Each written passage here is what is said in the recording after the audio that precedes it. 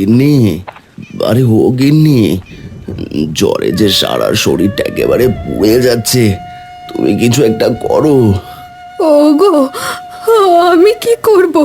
আমার হাতে যে কোনো টাকা নেই, থাকলে তোমাকে ডাক্তার মশাইয়ের কাছে নিয়ে যেতাম। গিন্নি, তুমি মোড়ল মশাইয়ের কাছে যাও, তাকে গিয়ে বলো সে যেন আমাদের পুকুরটা কিনে নেয়।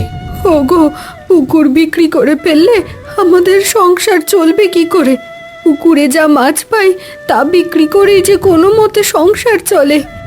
আমি আর পারছি না গিন্নি, আমার সারা শরীরটা যে একেবারে পুড়ে যাচ্ছে, তুমি কিছু একটা করো গিন্নি। ওগো, তুমি আর একটু ধৈর্য ধরো। টুম্পা মাছ বিক্রি করে বাড়ি আসলে সেই টাকা দিয়ে তোমার জন্য ঔষধ আনবো। আরে এই আসুন আসুন, বৃষ্টির দিনে টাটকা মাছ নিয়ে যান, একেবারে জলের দামে টাটকা মাছ। আসুন আসুন, জলদি করে আসুন, পড়িয়ে গেলে কিন্তু আর পাবেন না। জগাই কাকা, আজও কিছু টাটকা মাছ এনেছি, তুমি কম দামে কিনতে পারো। হ্যাঁ রে টুম্পা, অবশ্যই কিনবো। তা কত টাকা হলে সব মাছ বিক্রি করবি শুনি? কাকা, গতকাল তো এক ঝুড়ি মাছ 500 টাকা দিয়েছো, আজ না হয় 50 টাকা কম দাও। কি 450 টাকা এক জুড়ি মাছ? আর দেখছিস না বৃষ্টির ভেতরে কেউ মাছ কিনছে না। শোন, তোর সব মাছ মাত্র 200 টাকা দেবো, যদি হয় তাহলে দে, নয়তো অন্য কোথাও গিয়ে বিক্রি কর যা। কি, মাত্র 200 টাকা? এটা তো অনেক কম হয়ে যাবে। কি, মাত্র 200 টাকায় সবগুলো মাছ? এত কম দাম হলে আমিই নেব। আরে কিসের 200 টাকা? ওইগুলো সব আমি 2000 টাকায় কিনে নিয়েছি, আপনি নিলে 100 টাকা কম রাখবো। আরে, একটু আগেই তো শুনলাম সব মাছ 200 টাকা, এখন এক লাফে 2000 টাকা হলো কিভাবে? সে কিভাবে হয়েছে তা আপনার না জানলেও চলবে। এই টুম্পা, সব মাছগুলো আমার সামনেই রাখ। কাকা বাবু, রেখেছি, এবার টাকাটা জলদি করে দিন, ঝড় আসার আগেই বাড়িতে যেতে হবে। হ্যাঁ হ্যাঁ, এক্ষুনি দিচ্ছি। এই নে তোর 300 টাকা, 100 টাকা বেশি দিলাম। 300 কেন কাকা? আমি তো 450 টাকা চেয়েছি। তাছাড়া ওই মহিলা তো আরো বেশি দামে নিতে চাইলো। এই শোন টুম্পা, বেশি কথা বাড়াস না, যা দিয়েছি তাই নিয়ে ভাগ, নয়তো তোর মাছ কিন্তু আমি নেব না, তখন সব মাছ একেবারে পচবে বলে দিলাম।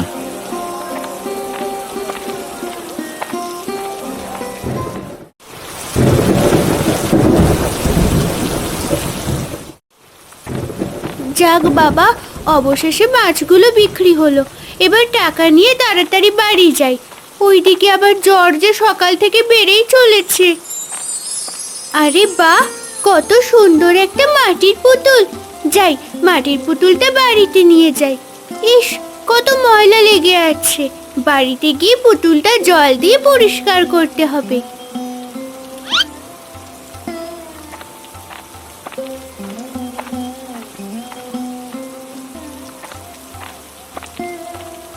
রে টুম্পা, শুনলাম তোর বাবা নাকি অসুস্থ। হ্যাঁ মোড়ল মশাই, বাবার অনেক জ্বর হয়েছে। তা তুই কোথা থেকে ফিরলি? আমি হাটে মাছ বিক্রি করে এলাম, এখন বাড়ি গিয়ে বাবার জন্য ঔষধ কিনবো। কি, হাটে মাছ বিক্রি করেছিস? জানিস না ওই পুকুর তোর বাবা আমার কাছে বিক্রি করবে?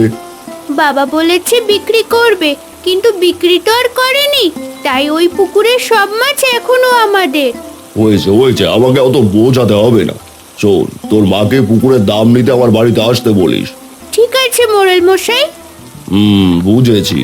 যতদিন ওই পুকুরে মাছ আছে ততদিন তোরা পুকুর বিক্রি করবি না। দাঁড়া দাঁড়া, এর একটা ব্যবস্থা আমি আজই করছি। তখন যদি মাছ না থাকে তাহলে খালি পুকুর তো বিক্রি করতেই হবে, আর তখন আমি সস্তায় তোদের ওই মাছের পুকুরটা কিনে নেব।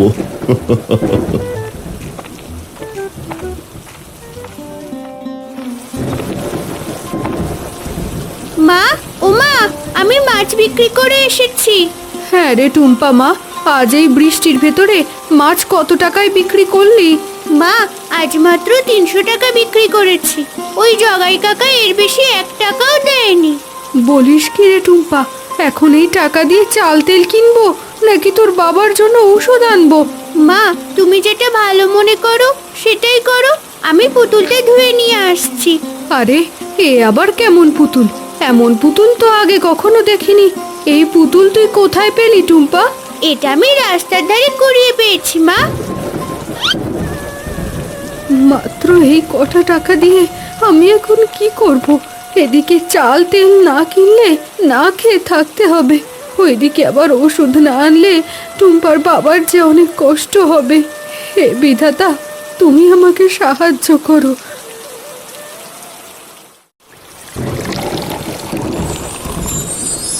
আরে এ কি, আমি কি দেখছি?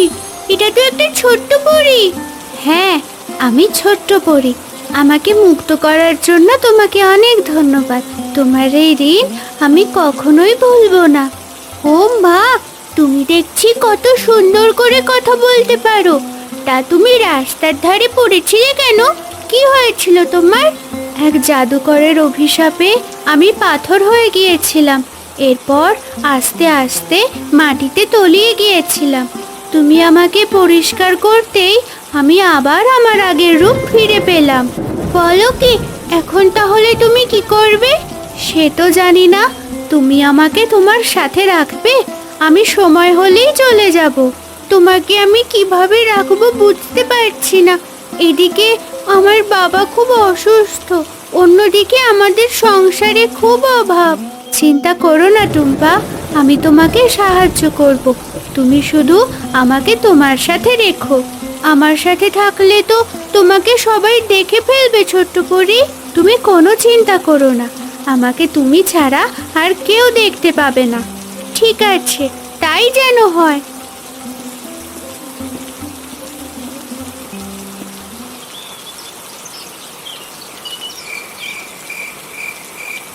শোন জগাই, একটা মাছও যেন পুকুরে না থাকে। সব মাছ আজ রাতের ভেতরে চুরি করে বাজারে বিক্রি করে দিবি। আগে ঠিক আছে কর্তা বাবু, সে নিয়ে আপনি কোনো চিন্তা করবেন না। এই পুকুরে একটা পোনা মাছও থাকবে না। আর একটা কথা শোন জগাই, কেউ যেন জানতে না পারে এই পুকুরের মাছ তুই আর আমি মিলে চুরি করেছি, বুঝেছিস? কি যে বলেন কর্তা বাবু, দেখবেন একটা কাক পক্ষীও কিচ্ছুটি টের পাবে না। হয়েছে, এবার কথা না বাড়িয়ে রতনের পুকুরে জাল ফেল। হ্যাঁ কর্তা বাবু, এই তো এখনই ফেলছি।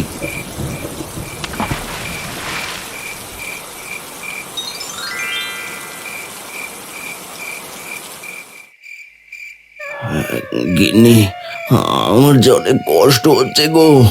ঝড়ে যে শরীরটা একেবারে পুড়ে যাচ্ছে। তুমি কি আমার জন্য ওষুধ এনেছো? ওগো, তুমি একটু ধৈর্য ধরো। আজ সংসারে সব টাকা খরচ হয়ে গেছে, তোমাকে কালই আমি ওষুধ এনে দেব। তোমাকে পুকুরটা মোড়লের কাছে বিক্রি করতে বলেছিলাম, সেটা বিক্রি করনি।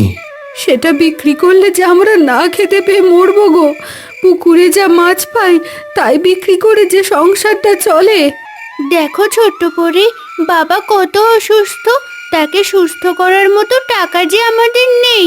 চিন্তা করো না টুম্পা, আমি তোমাকে একটা গাছের লতা দিচ্ছি। এটা তোমার বাবার কপালে ছোঁয়ালে তার জ্বর চলে যাবে।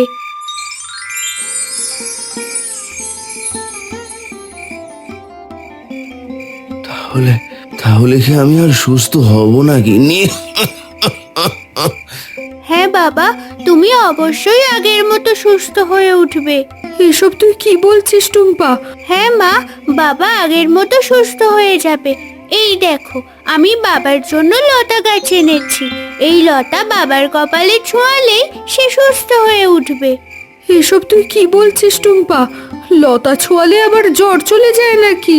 হ্যাঁ মা, তুমি শুধু দেখতে থাকো।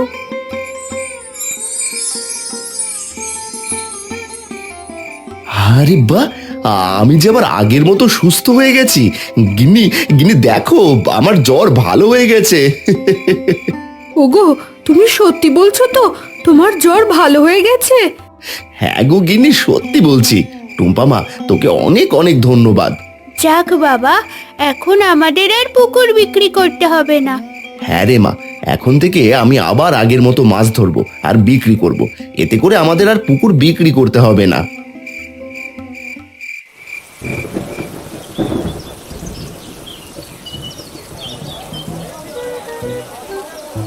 এই আসুন আসুন, বৃষ্টির দিনে একেবারে টাটকা মাছ নিয়ে যান। জলের দামে মাছ বিক্রি করছে। আসুন আসুন আসুন, জলদি করে আসুন, পড়িয়ে গেলে কিন্তু আর পাবেন না। কিরে জগাই, আজ এত মাছ তুই কোথায় পেলি? বলি দিনে দুপুরে চুরি করছিস নাকি? হ্যাঁ, এই মুখ সামলে কথা বলো খুঁড়ো, নয়তো একদমই ভালো হবে না বলে দিলাম। কেন রে, হঠাৎ এতগুলো মাছ বিক্রি করতে এসেছিস? এ কথা কি বলতে পারবো না? না, পারবে না, এ কথা বলার তোমার কোনো অধিকার নেই। মাছ লাগলে নাও, নয়তো চুপচাপ চলে যাও। ফালতু কথা শোনার টাইম নেই আমার, বুঝেছো? ওমা, কথায় কথায় তুই রেগে যাচ্ছিস কেন জগাই? বলি মাছ কি চুরি করে এনেছিস নাকি? আবারও তুমি ওই একই কথা বলছো। বিষয়টা কিন্তু একদমই ভালো হচ্ছে না খুড়ো। তুই যেভাবে কথায় কথায় রেগে যাচ্ছিস তা দেখে মনে হচ্ছে এই মাছ তুই চুরি করে এনেছিস। চুরি করা মাছ আমি আবার খাই না।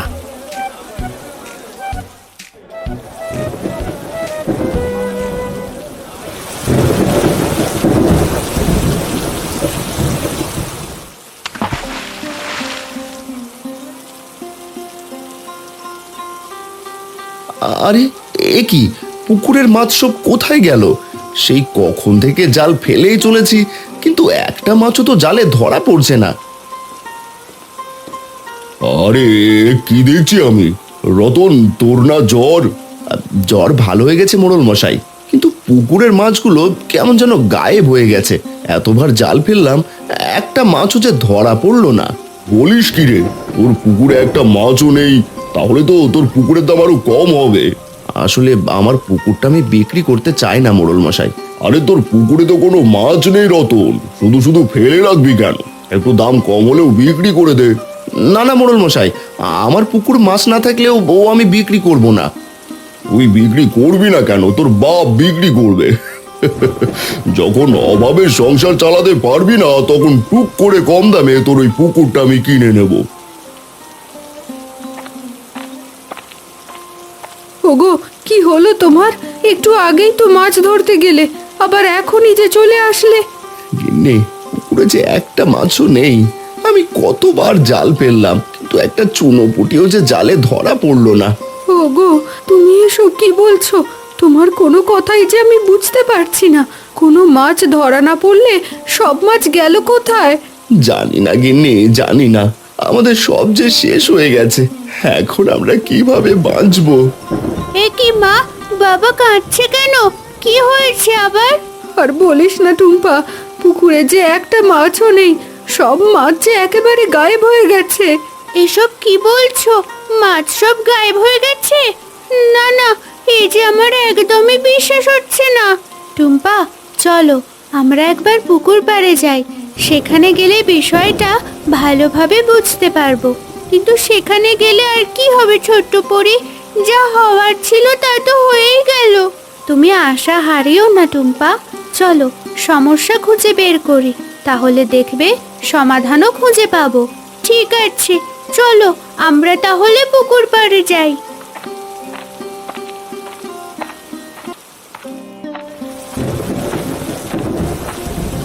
এই দেখো ছোট্ট পরি, এটাই আমাদের পুকুর।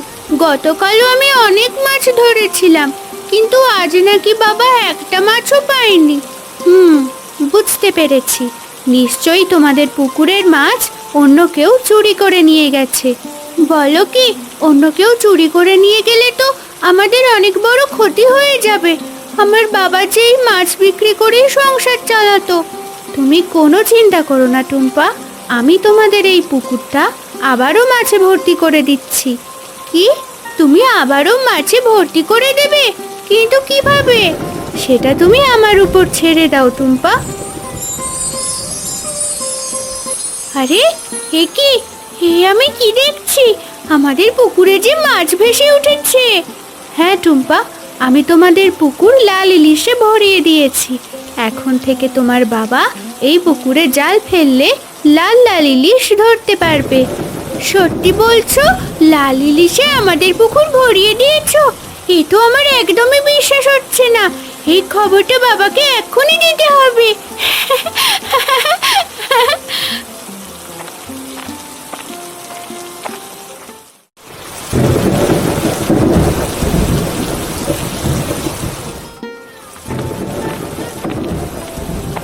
বাবা, মা, তোমরা কোথায়?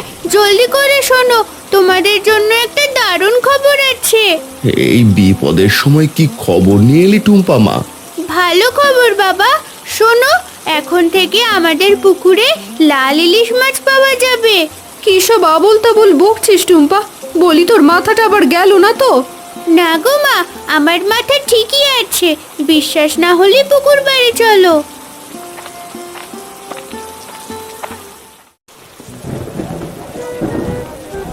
কিরে জগাই, চুরি করা মাছ কেমন বিক্রি হচ্ছে? আগে কর্তা বাবু, খুব ভালো বিক্রি হচ্ছে। তাছাড়া বাজারে একটাই মাছের দোকান বলে সবাই বেশি দামেও মাছ কিনছে। শোন জগাই, সব মাছ বিক্রি হয়ে গেলে আবার ভাগের টাকাটা বাড়িতে দিয়ে আসিস, হ্যাঁ? আগে ঠিক আছে কর্তা বাবু, সে নিয়ে আপনি কোনো চিন্তা করবেন না। আমি রাতে আপনার ভাগের টাকা দিয়ে আসবো। ঠিক আছে, কথাটা যেন মনে থাকে। এবার আমি যাই। হ্যাঁ কর্তা বাবু, যান।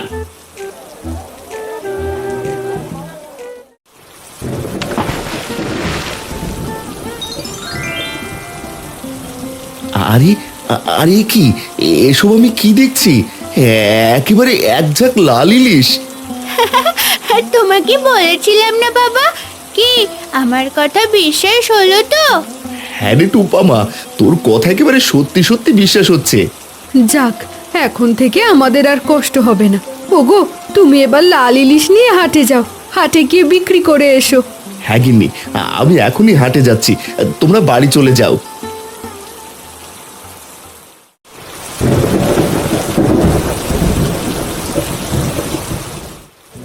আসুন দিদি, আসুন আসুন, বৃষ্টির দিনে একেবারে টাটকা মাছ নিয়ে যান। গতকাল রাতেই ধরেছি, আসুন আসুন। তা কত করে এই মাছ বিক্রি করছেন দাদা? ছোটগুলোর দাম পড়বে 300 টাকা, আর বড়গুলোর দাম পড়বে 500 টাকা। তা বলুন দিদি, কোনগুলো দেবো? বড়গুলো 400 টাকা কিলো হলে 1 কিলো দিন। 400 টাকা কিলো মাছ আমার কাছে তো নেই, অন্য কোথাও দেখুন। এই আসুন আসুন, বর্ষা বাদলের দিনে লাল ইলিশ নিয়ে যান, একেবারে জলের দামে লাল ইলিশ। আরে, এ কি দেখছি আমি? ইলিশ মাছ আবার লাল হয় নাকি? এ তো খুবই অদ্ভুত। কি দিদি, 1 কিলো লাল ইলিশ মাছ দেবো নাকি? দাম মাত্র 200 টাকা কিলো। কি বললেন? মাত্র 200 টাকা কিলো? তাহলে আমাকে এখনই 2 কিলো লাল ইলিশ দিন। হ্যাঁ দিদি, দাঁড়ান, এক্ষুনি দিচ্ছি। আরে কি এসব আমি কি দেখছি রে বাবা? ওই রতন হতচ্ছাড়া দেখছি লাল ইলিশ মাছ বিক্রি করছে, কিন্তু ওর পুকুরে সব মাছ তো আমরা রাতের বেলা চুরি করে নিয়েছি। তাহলে এই রতন এই লাল ইলিশ পেলো কোথায়? না না না না, এই খবরটা এক্ষুনি মোড়ল মশাইকে জানাতেই হবে।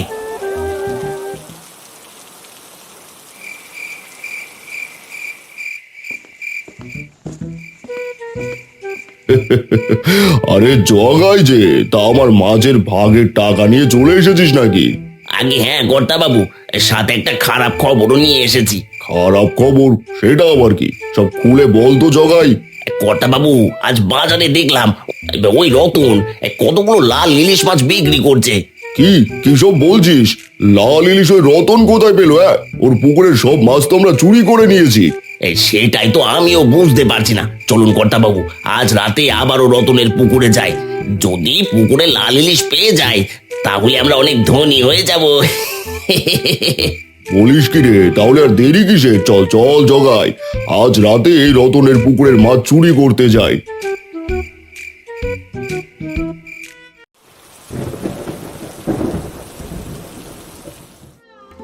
তোমাকে অনেক ধন্যবাদ ছোট্ট পরি, তুমি আমাদের অনেক উপকার করেছো। তুমিও কিন্তু আমাকে প্রথমেই সাহায্য করেছিলে টুম্পা, তাই আমিও তোমাকে সাহায্য করেছি। তুমি না থাকলে আমরা অনেক বড় বিপদে পড়ে যেতাম। আজ তোমার কারণে আমরা বেঁচে গেছি। দাঁড়াও টুম্পা, কেমন যেন একটা ষড়যন্ত্রের গন্ধ পাচ্ছি। তুমি এখানেই থাকো, আমি আসছি। ঠিক আছে, সাবধানে যেও। কর্তা বাবু, দেখুন দেখুন, এই সেই পুকুর যেখান থেকে রতন ঝাঁকে ঝাঁকে লাল ইলিশ মাছ ধরে। বলিস কি রে? তাহলে আর দেরি কিসে? জলদি করে জাল ফেলে সব লাল ইলিশ ধরে ফেল। হ্যাঁ কর্তা বাবু, আপনি একটু দাঁড়ান, আমি এখনই সব লাল ইলিশ ধরে নিয়ে আসছি। তাহলে তোমরাই টুম্পাদের পুকুরে মাছ চুরি করতে এসেছো। দাঁড়াও, তোমাদের এখনই মজা দেখাচ্ছি। ওরে বাবা রে, ওরে মারে, মরে গেলাম রে। কে কোথায় আছিস? আমাকে বাঁচা। কর্তা বাবু, আমাকে বাঁচান, আমি মরে গেলাম। ও মা গো, ও বাবা গো, মরে গেলাম গো। যখন অন্যের ক্ষতি করো তখন মনে থাকে না, এখন দেখো কেমন লাগে।